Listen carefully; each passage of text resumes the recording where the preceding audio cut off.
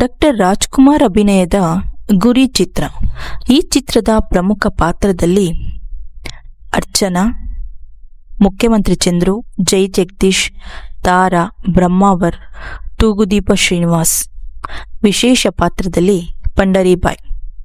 ಪ್ರಿಯ ವೀಕ್ಷಕರೇ, ಅನನ್ಯ ಚಿತ್ರಗಳ ಮಾಹಿತಿ ನೋಡುತ್ತಿರುವ ಎಲ್ಲ ಚಿತ್ರರಸಿಕರಿಗೂ ಅನಂತ ನಮಸ್ಕಾರಗಳು. ಗುರಿ ಚಿತ್ರದ ವಿಶೇಷತೆಯೊಂದಿಗೆ ಈ ಸಂಚಿಕೆಯನ್ನು ಪ್ರಾರಂಭಿಸುತ್ತೇವೆ. ಪ್ರಿಯ ವೀಕ್ಷಕರೇ, ನಿಮ್ಮೆಲ್ಲರಿಗೂ ಈ ಚಿತ್ರದ ಬಗ್ಗೆ ಗೊತ್ತು, ನೋಡಿರುತ್ತೀರಿ. ಬನ್ನಿ, ಇದರ ಕೆಲವು ವಿಶೇಷತೆ ಹಾಗೂ ಮನ ಮಿಡಿಯುವ ದೃಶ್ಯದ ಬಗ್ಗೆ ಚರ್ಚಿಸೋಣ. ಗುರಿ ಚಿತ್ರವು 1986ರಲ್ಲಿ ತೆರೆಕಂಡಂತಹ ಚಿತ್ರ. ಈ ಚಿತ್ರ ಸಾಹಸಮಯ ದೃಶ್ಯ ಎಂದುಕೊಂಡಿದ್ದು ಪಿ. ವಾಸು ಅವರು ನಿರ್ದೇಶಿಸಿದ್ದಾರೆ. ಸೊಗಸಾದ ಹಾಡುಗಳನ್ನು ಒಳಗೊಂಡಿರುವ ಈ ಚಿತ್ರಕ್ಕೆ ರಾಜನ್ ನಾಗೇಂದ್ರ ಸಂಗೀತ ಸಂಯೋಜನೆ ಮಾಡಿದ್ದಾರೆ. ಈ ಚಿತ್ರದ ನಿರ್ಮಾಪಕರು ಶ್ರೀಮತಿ ಪಾರ್ವತಮ್ಮ ರಾಜ್ಕುಮಾರ್. ಇದು ಪೂರ್ಣಿಮಾ ಎಂಟರ್ಪ್ರೈಸಸ್ ಅಡಿಯಲ್ಲಿ ತೆರೆಕಂಡಂತಹ ಚಿತ್ರ. ಪಿ. ವಾಸು ಅವರು ತಮಿಳಿನಲ್ಲಿ ಅಧಿಕಾರಿ ಎಂಬ ಹೆಸರಿನಲ್ಲಿ ಈ ಚಿತ್ರವನ್ನು ಡಬ್ ಮಾಡಿದರು. ಕಸ್ಟಮ್ಸ್ ಆಫೀಸರ್ ಆಗಿ ವರನಟ ಡಾಕ್ಟರ್ ರಾಜ್ಕುಮಾರ್ ನಿಷ್ಠೆಯಿಂದ ಕೆಲಸ ಮಾಡಿದ್ದಕ್ಕೆ ಅವರಿಗೆ ಒದಗುವ ಕಷ್ಟಗಳು ನಿಮಗೆ ಗೊತ್ತೇ ಇದೆ. ಅಪರಾಧ ಮುಖ್ಯಸ್ಥ ರುದ್ರಯ್ಯ ಕಾಳಿಪ್ರಸಾದ್ಗೆ ಕೊಡುವ ಒಂದೊಂದು ತೊಂದರೆಯ ಬಗ್ಗೆ ಚಿತ್ರದ ಕತೆ ಹೋಗುತ್ತದೆ. ರುದ್ರಯ್ಯ ಮಾಡಿದ ಅನ್ಯಾಯಕ್ಕೆ ಕಾಳಿಪ್ರಸಾದ್ ತಂದೆ ಮಾನಸಿಕ ಸಮತೋಲನವನ್ನು ಕಳೆದುಕೊಳ್ಳುತ್ತಾರೆ. ತಂಗಿ ಆತ್ಮಹತ್ಯೆ ಮಾಡಿಕೊಳ್ಳುತ್ತಾಳೆ. ಇತ್ತ ಡಾಕ್ಟರ್ ರಾಜ್ಕುಮಾರ್ ಜೈಲು ಸೇರುತ್ತಾರೆ. ಈ ದೃಶ್ಯ ಹೇಗಿದೆ ಎಂದರೆ, ಈ ಸೀನಿನಲ್ಲಿ 3 ರೋಡ್ ಸೇರುವ ಕಡೆ ಶೂಟಿಂಗ್ ಅನ್ನು ಮಾಡಿದ್ದಾರೆ.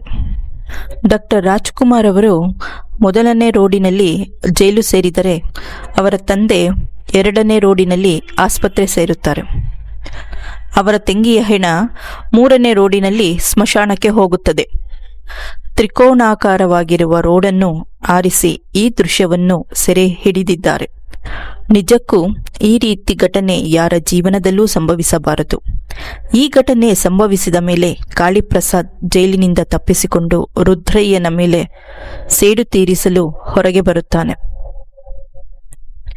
ಇದರಲ್ಲಿ ಇನ್ನೊಂದು ಮನಮಿಡಿಯುವ ದೃಶ್ಯ ಎಂದರೆ, ಕಾಳಿಪ್ರಸಾದ್ನ ತಂದೆ ಸತ್ತಾಗ ಅವನಿಗೆ ತನ್ನ ತಂದೆ ಚಿತಕ್ಕೆ ಅಗ್ನಿಸ್ಪರ್ಶ ಮಾಡುವುದಕ್ಕೆ ಆಗುವುದಿಲ್ಲ.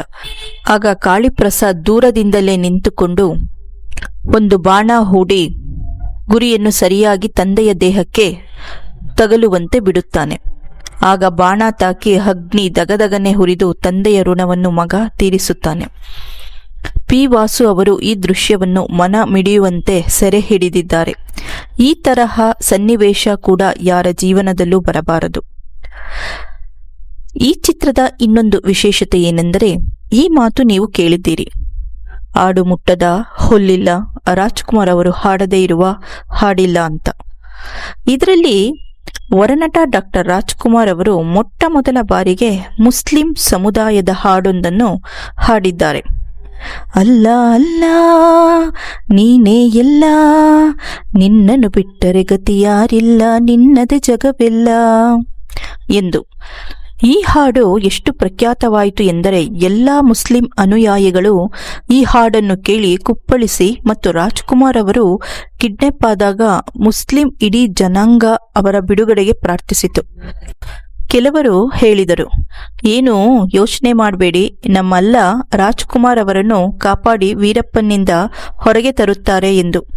ಈ ಹಾಡು ಕೇಳಿದರೆ ವೀಕ್ಷಕರೇ, ನೀವು ಗಮನಿಸಬೇಕಾದ ಅಂಶ ಎಂದರೆ, ವರನಟ ಡಾಕ್ಟರ್ ರಾಜ್ಕುಮಾರ್ ಅವರ ಈ ಹಾಡಿನಲ್ಲಿ ಉಚ್ಚಾರಣೆ ಮುಸ್ಲಿಂಗಳು ಈ ಹಾಡನ್ನು ಕೇಳಿ ಸುಸ್ತಾಗ್ಬಿಟ್ಟಿದ್ದಾರೆ.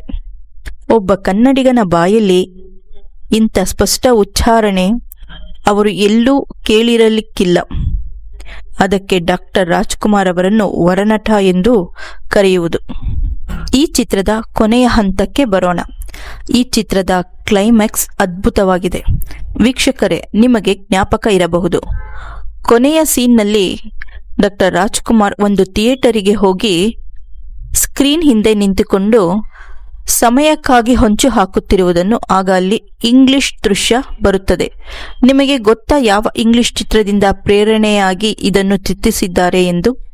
ಬನ್ನಿ ನೋಡೋಣ. ಇದು 1982ರಲ್ಲಿ ತೆರೆ ಕಂಡಂತಹ ಫೈಟಿಂಗ್ ಬ್ಯಾಕ್ ಅಥವಾ ಡೆತ್ ವೋ ಎಂಬ ಚಿತ್ರದಿಂದ ಪ್ರೇರೇಪಣೆಯಾಗಿರುವುದು.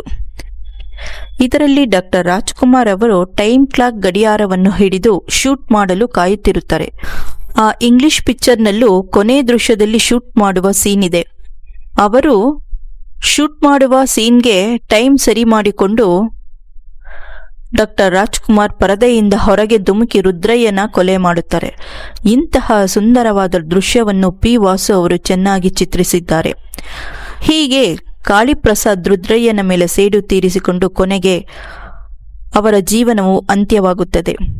ಇದಿಷ್ಟು ಗುರಿ ಚಿತ್ರದ ವಿಶೇಷತೆ. ನಿಮಗೆ ಇಷ್ಟವಾಗಿದೆ ಎಂದು ಭಾವಿಸುತ್ತೇವೆ. ಪ್ರಿಯ ವೀಕ್ಷಕರೇ, ಮುಂದಿನ ಸಂಚಿಕೆಯಲ್ಲಿ ಮತ್ತೊಬ್ಬ ಸಾಧಕರ ಹಾಗೂ ಚಿತ್ರದ ಮಾಹಿತಿಯೊಂದಿಗೆ ಮತ್ತೆ ಸಿಗೋಣ. ಈ ಸಂಚಿಕೆಯನ್ನು ವೀಕ್ಷಿಸಿದ ಎಲ್ಲ ಚಿತ್ರಪ್ರೇಮಿಗಳಿಗೂ ಧನ್ಯವಾದಗಳು. ಈ ಸಂಚಿಕೆ ನಿಮಗೆ ಇಷ್ಟವಾದಲ್ಲಿ